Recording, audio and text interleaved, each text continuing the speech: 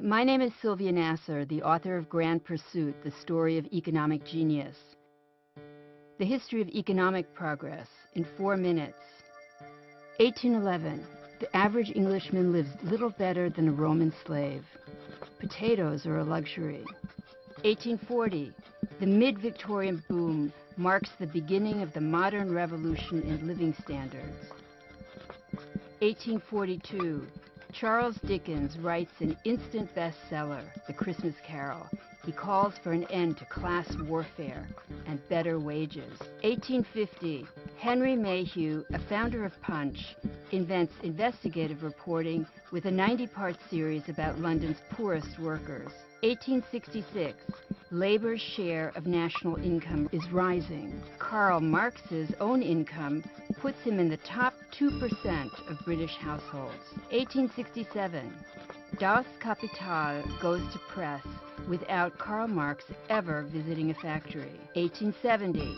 Alfred Marshall wonders why every man can't be a gentleman, someone who can afford to enjoy leisure and to educate his children. 1898. Carnegie Steel triples output without increasing its workforce, thanks to superior management and brain workers. 1908. Beatrice Webb invents the idea of the welfare state.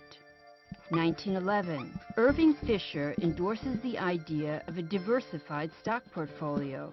Maynard Keynes disagrees and advocates buying and selling one stock at a time. 1918. Keynes convinces the British Treasury to invest in French paintings instead of French loans.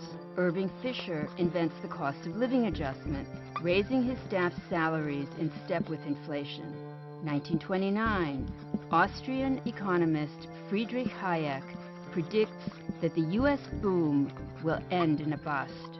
1931. President Herbert Hoover responds to the Great Depression with tax cuts, easier money, and public works spending. 1936. Keynes loads up on U.S. stocks and becomes wealthy. 1945.